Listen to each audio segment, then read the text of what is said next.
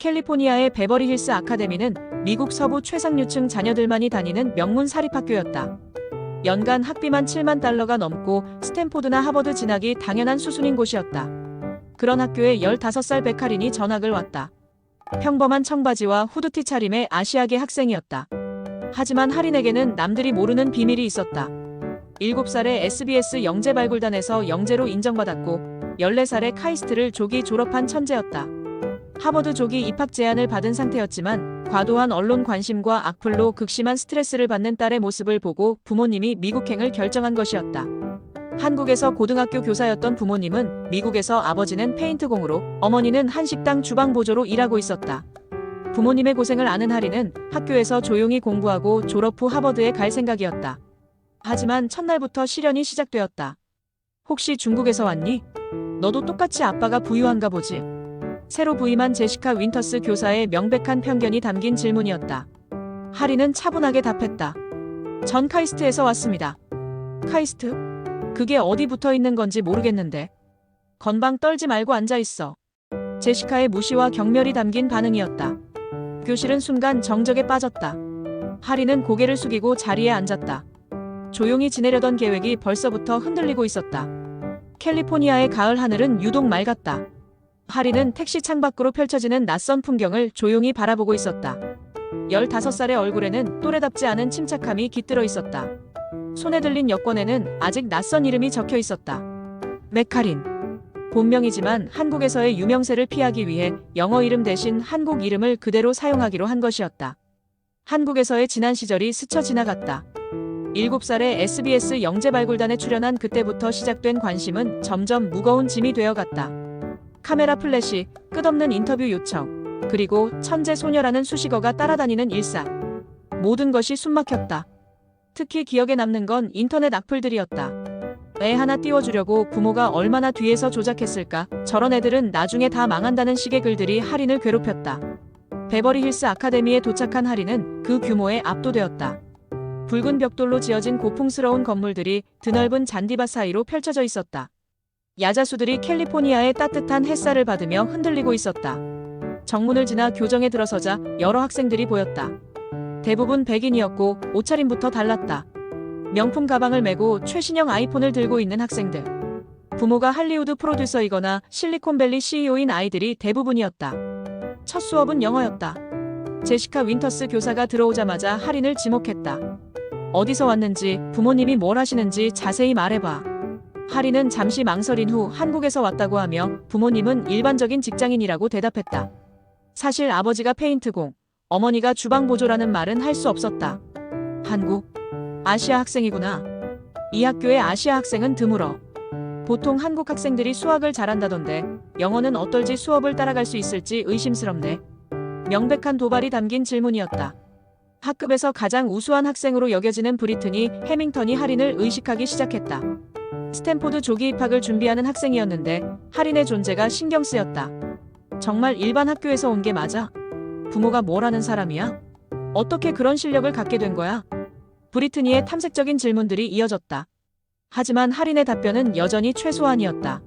수학 시간이 되자 상황이 달라졌다. 담당 교사 마이클 톰슨이 칠판에 복잡한 미적분 문제를 적어놓고 학생들에게 풀어보라고 했다. 대부분의 학생들이 고민하는 동안 하린은 이미 머릿속으로 답을 구하고 있었다. 하지만 손을 들지는 않았다.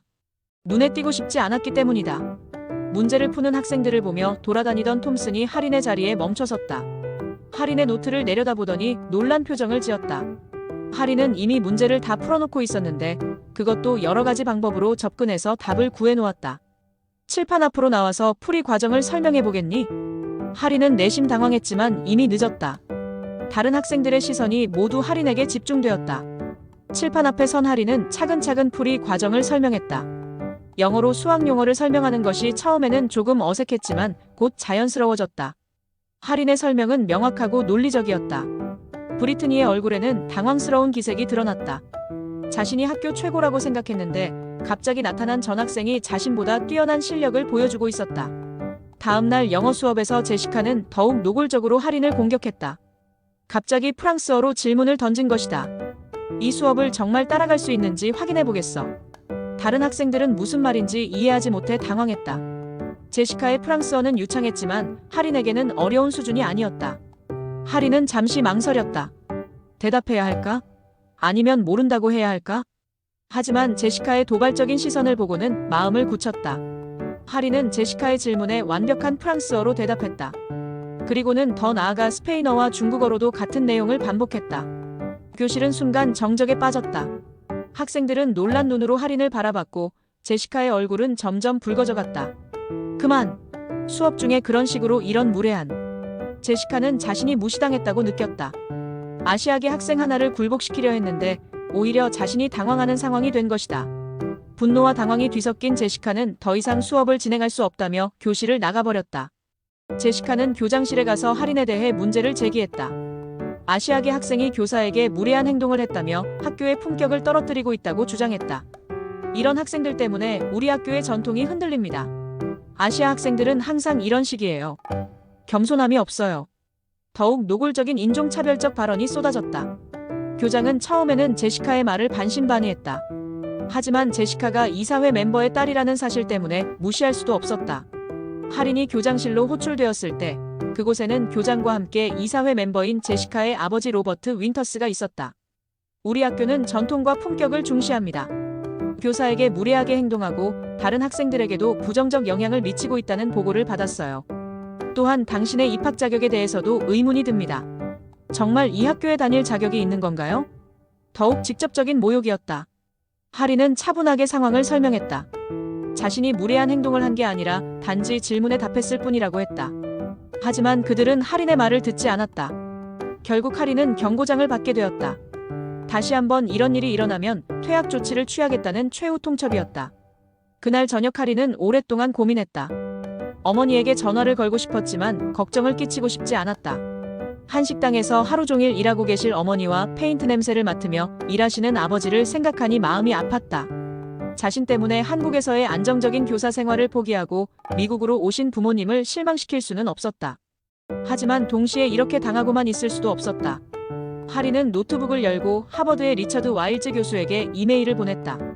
상황을 자세히 설명하고 도움을 요청하는 내용이었다. 다음 날 아침 학교에는 낯선 분위기가 흘렀다. 행정실 앞에 고급 승용차가 서 있었고 몇몇 교직원들이 웅성거리고 있었다. 하린이 첫 번째 수업에 들어가기 전 교장실로 호출되었다. 교장실 문을 열고 들어간 하린의 눈에 들어온 것은 교장 로버트 윈터스, 그리고 한 명의 낯선 중년 백인 남성이었다. 바로 리처드 와일즈 하버드 교수였다. 안녕하세요, 하린, 오랜만이네요. 와일즈 교수는 하린을 보자마자 따뜻한 미소를 지었다. 반면 교장과 윈터스의 표정은 굳어 있었다. 와일즈 교수는 차분하지만 단호한 목소리로 말했다. 이 학생이 단순한 전학생이 아니라는 사실을 알려드릴 때가 되었군요. 그리고는 하린의 진짜 정체에 대해 설명하기 시작했다. 백하린은 7살에 SBS 영재발굴단에서 영재로 인정받았고 14살에 카이스트를 조기 졸업한 천재입니다. 국제수학올림피아드 금메달 수상자이기도 하죠. 교장과 윈터스의 얼굴이 점점 창백해져갔다. 더 나아가 하버드 대학교에서 공식적으로 조기 입학을 허가받은 학생입니다. 베버리 힐스 아카데미에 온 것도 하버드 측의 권유에 따른 것이었어요. 와일즈 교수는 계속해서 폭탄 발언을 이어갔다. 이미 세계적인 과학자들과 교류하고 있으며 여러 과학 논문의 공동저자로 참여한 경력도 있습니다. 5개 국어를 구사하며 미국 과학계에서도 주목받고 있는 인재죠. 윈터스는 믿을 수 없다는 표정을 지었다. 고작 15살 아시아계 학생이 그런 대단한 경력을 가지고 있다는 것이 받아들여지지 않았다. 그런데 이런 뛰어난 학생이 인종차별을 당하고 있다는 보고를 받았습니다. 와일즈 교수의 시선이 날카로워졌다. 교사가 학생에게 인종차별적 발언을 하고 학업적 괴롭힘을 가한 것은 명백한 교육 윤리 위반입니다. 이런 일이 계속될 경우 하버드 측에서도 더 이상 이 학교와의 협력을 지속하기 어렵습니다. 그때 교장실 문이 열리며 제시카가 들어왔다. 아버지가 급히 불렀던 것이었다. 와일즈 교수는 제시카를 직접 대면했다. 교사로서 학생에게 어떤 행동을 했는지 설명해 주시겠습니까? 제시카는 변명을 늘어놓으려 했지만 와일즈 교수는 구체적인 사실들을 하나씩 지적하며 반박했다. 프랑스어로 도발적인 질문을 한 것, 수업 중 차별적 발언을 한 것, 그리고 노골적인 무시를 한 것까지 모든 것이 낱낱이 드러났다. 제시카는 이제 완전히 당황한 상태였다. 변명할 여지가 없다는 것을 깨달았다. 더욱이 상대가 하버드 조기 입학생이라는 사실은 상상도 하지 못했다. 와일즈 교수는 이 상황에 대한 적절한 조치를 요구했다. 할인에게 공식적인 사과를 해야 하고 앞으로는 이런 일이 재발하지 않도록 보장해야 합니다. 윈터스는 즉시 사과를 표했다. 딸의 행동에 대해 깊이 사과한다고 했고 앞으로는 이런 일이 절대 일어나지 않도록 하겠다고 약속했다. 교장도 마찬가지로 사과했다. 학교 차원에서 할인에게 불편을 끼친 것에 대해 사과한다고 했고 할인의 퇴학 조치 운운했던 것도 완전히 철회한다고 선언했다.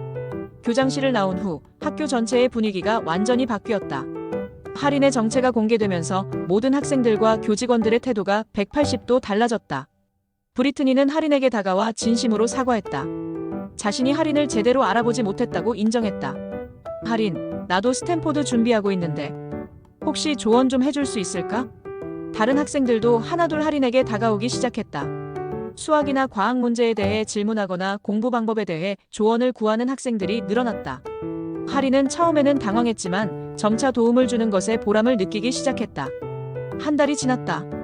베버리 힐스 아카데미의 분위기는 완전히 달라져 있었다. 할인은 더 이상 구석에 숨어 지내는 학생이 아니었다. 수학 담당 톰슨 교사가 할인에게 특별 과제를 제안했다. 학교 수학 경시대회 준비를 도와줄 수 있겠니? 내 실력이라면 다른 학생들에게 큰 도움이 될 거야. 할인은 수락했다. 다른 학생들을 도우며 자신도 더 성장할 수 있을 것 같았다. 경시대회 준비 모임이 시작되자 많은 학생들이 참여했다.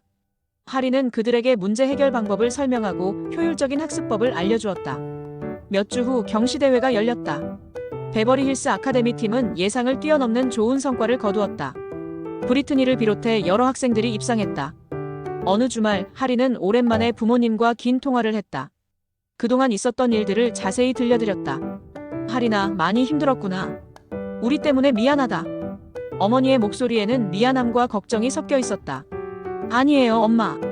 덕분에 더 강해졌어요. 그리고 진짜 친구들도 생겼고요. 할인은 부모님의 고생을 헛되이 하지 않겠다고 다짐했다. 페인트 냄새를 맡으며 일하시는 아버지, 뜨거운 주방에서 하루 종일 일하시는 어머니를 생각하면 자신이 해야 할 일이 명확했다.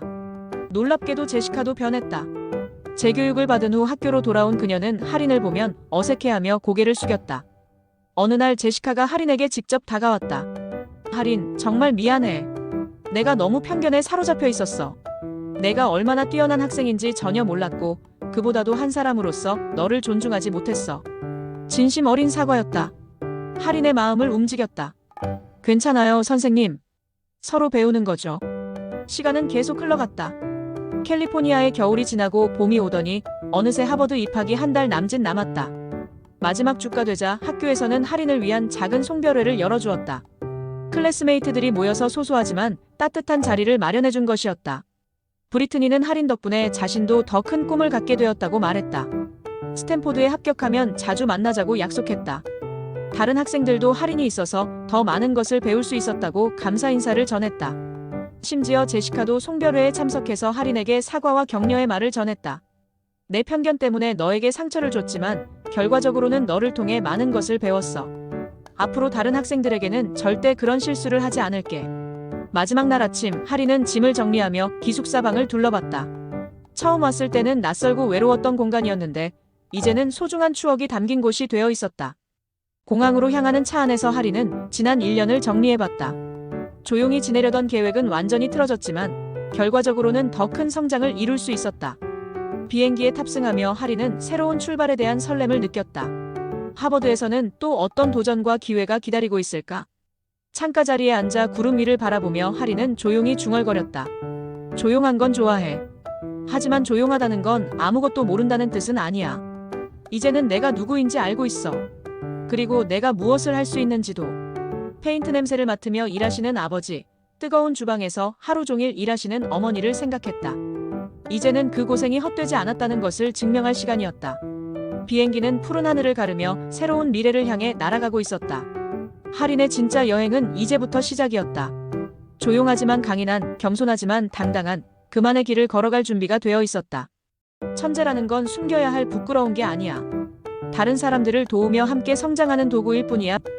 오늘 이야기가 여러분에게 어떤 의미로 다가갔을지 궁금합니다. 혹시 비슷한 경험이나 생각이 있으시다면 댓글로 공유해주세요. 여러분의 이야기를 듣는 것이 저에게도 큰 힘이 됩니다. 구독과 좋아요는 더 좋은 콘텐츠를 만드는데 큰 도움이 되고요. 다음에도 감동적인 이야기로 찾아뵙겠습니다. 오늘도 시청해주셔서 감사합니다.